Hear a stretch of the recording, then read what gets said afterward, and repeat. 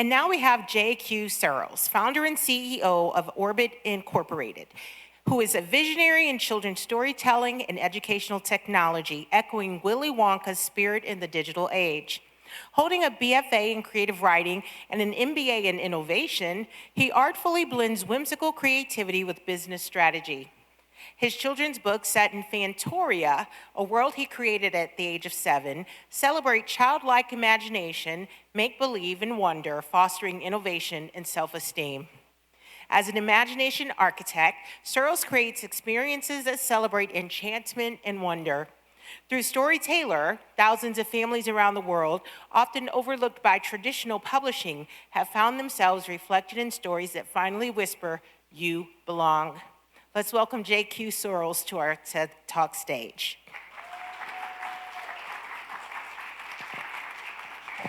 How's it going?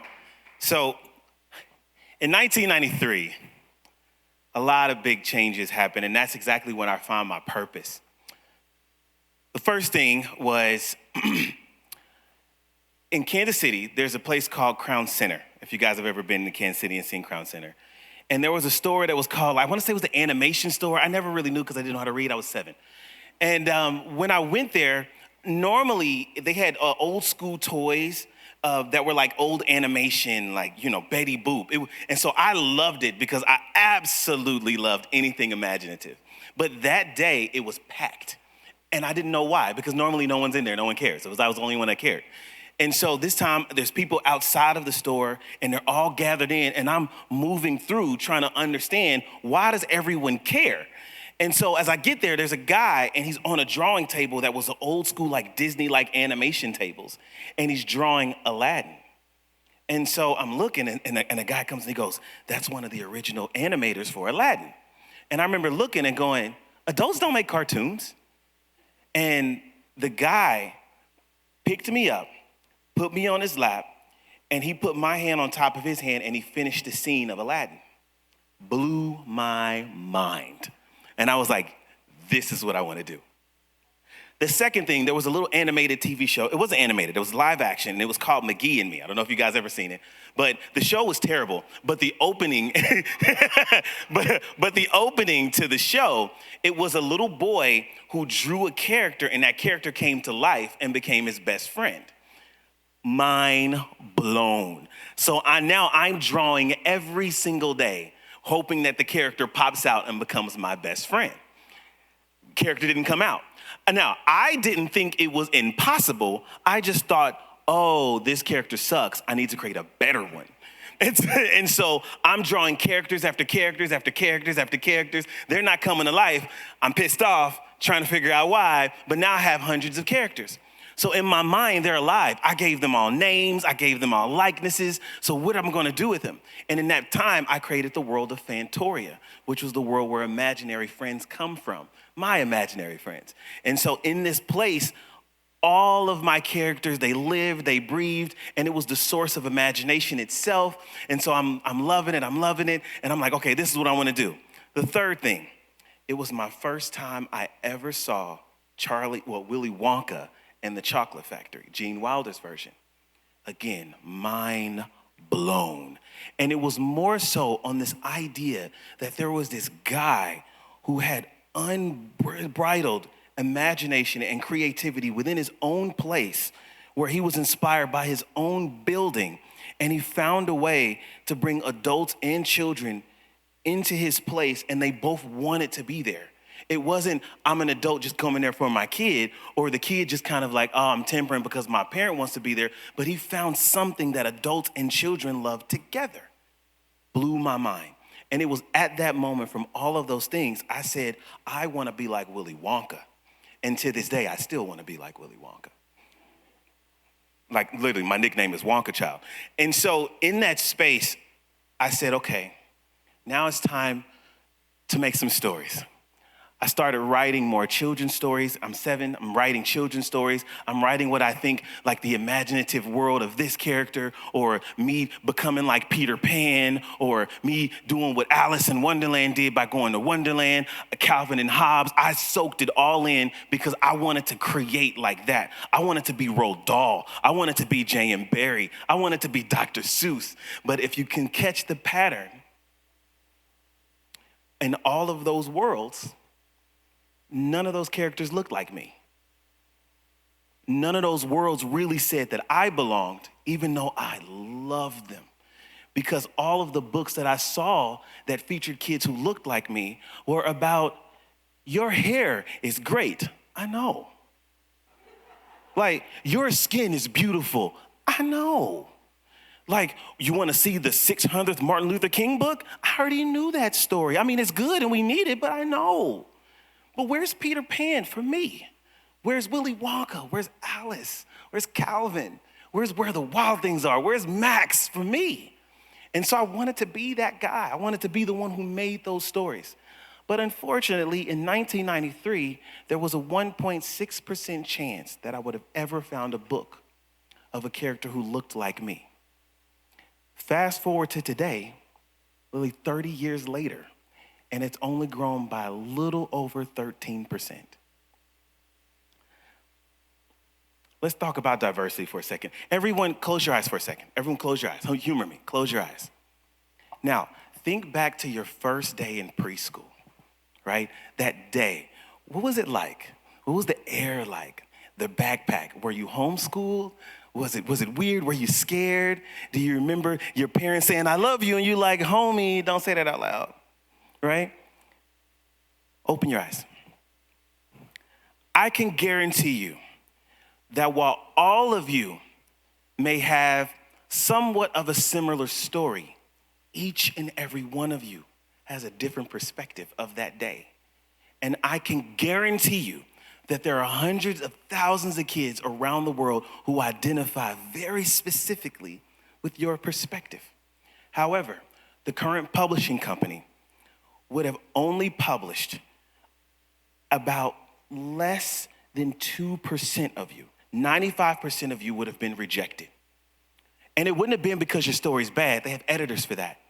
It would have completely been because most of the people in the publishing industry go by one demographic, and that one demographic just decided they don't identify with your story. Now, I stand here today in front of you, not as a statistic, but as a multi-published children's book author who only makes imaginative stories, because all kids have imaginations.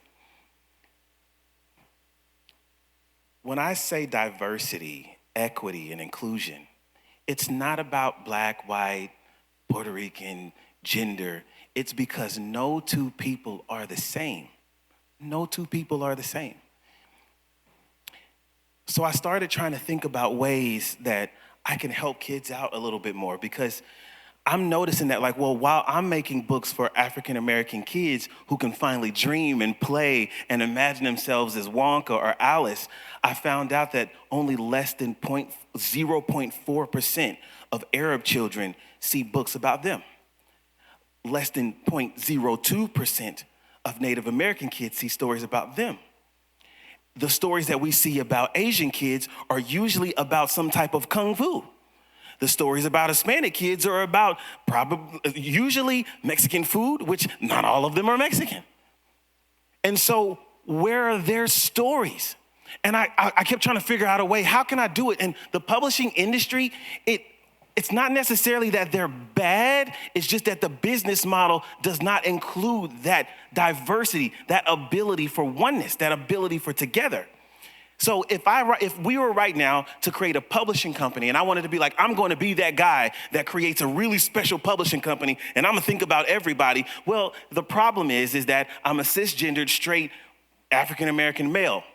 So that means that I have no oneness with any other race, with any other gender, heck, from anyone from any other continent. So how dare I tell you what your kid wants to read? How dare I do that? And that's the problem with the publishing company. You have all these people who are telling you what your child wants. It's not right. So I kept trying to think about it. And from there, I went to go get my bachelor's in writing for children, doing screenplays, and as much as I can do, I got my MBA in innovation. I started working in software and design. I started working at several startups. I went to a couple ed tech startups. I started working in publishing companies. I've done this for the last 25 years. I've been trying to find a way to acknowledge the imagination of every single child. And I cracked it.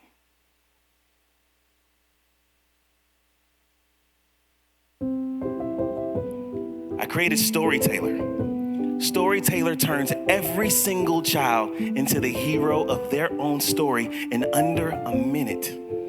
It uses artificial intelligence, using the 25 plus years of my experience and understanding the industry standard safety of a children's story, and allows for anyone, anywhere, in any language to make a story about their child and what they're going through right now, to make a story that is about them, turning them into Peter Pan with their perspective.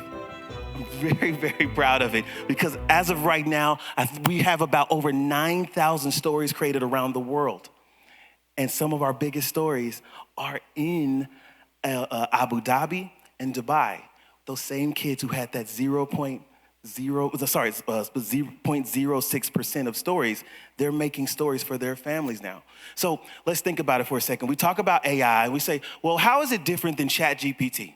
Well, let's look at ChatGPT like a farm, okay? And in this farm, you have all the perfect ingredients to make bread, right? Now, you can go into that farm and choose all the ingredients to make bread because you have a recipe. And while that bread might be decent, how best would it be to find a baker who is very specifically fantastic at making bread, obsessed with making bread, come to you and say, I'll make you whatever bread you want in any flavor you want.